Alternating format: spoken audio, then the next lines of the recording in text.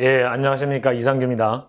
요거 세간에서 벌써 이제 묻혔을 수 있어요. 조국 법무부 장관이 임명되고 나서 초기에 했던 일 중에 하나가 뭐였냐면 박근혜 대통령을 병원으로 보내준 겁니다. 명목은 어깨 수술.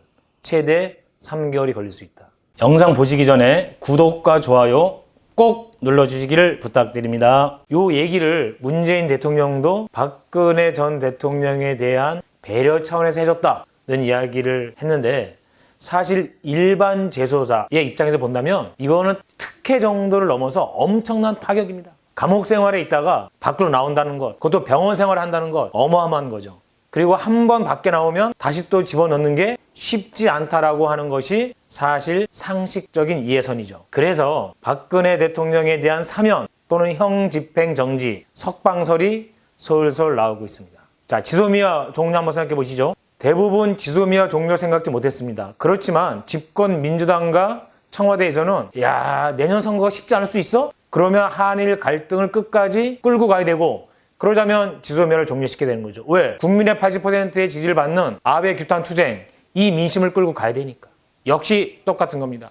내년 선거가 쉽지 않다고 생각한다면 집권 민주당, 청와대로서는 여러 가지 구상, 여러 가지 카드 중에 쓸 수 있는 것 중 하나가 박근혜 석방이라는 겁니다. 박근혜 대통령이 석방되는 순간 대한민국 정치는 술렁거릴 수밖에 없죠. 특히 자유한국당이 보수 대통합을 해서 뭔가 하려고 하는데, 여기에 가장 큰 걸림돌 중에 하나가 우리 공화당입니다. 박근혜 대통령에 대한 태도 여부, 탄핵 때 찬성을 했느냐, 그래서 배신을 때렸느냐, 이게 바른미래당과 현재의 자유한국당이죠. 그렇지 않고 박근혜 대통령을 끝까지 지켰느냐, 이게 현재의 우리 공화당입니다.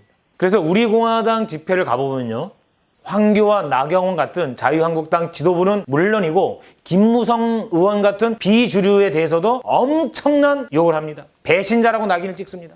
우리 공화당의 이름도 박근혜 대통령이 지어줬다는 거 아닙니까? 공화당이 움직이는 힘, 지금 매주 광화문에 나가보면요, 자유한국당이 나오는 게 아닙니다. 우리 공화당이 나오고 있어요. 그들을 움직이는 힘, 첫 번째는 성조기, 두 번째는 박근혜. 거의 신적인 존재다. 그리고 선거의 여왕이었던 박근혜 대통령은 감옥에 있으면서도 여전히 정치적 영향력을 발휘하고 있습니다. 우리 공화당 쪽 사람들은 아주 확신을 해서 얘기를 합니다. 노무현 대통령은 죽어서도 한국 정치를 좌우하는데 아직 살아있는 박근혜 대통령이 우리의 지도자고 우리를 구원해 줄 거다. 우리가 수권 정당으로 충분히 내년 총선 치를 수 있다. 이렇게 되어 있습니다. 여기에 불을 질러버리는 것, 바로 박근혜 석방 카드가 되는 것입니다.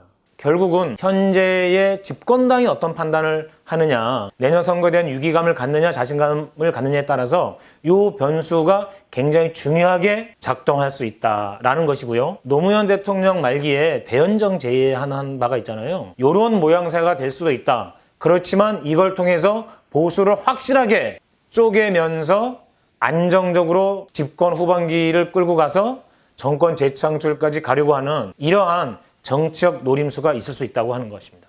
여러분, 판세를 잘 보셔야 합니다.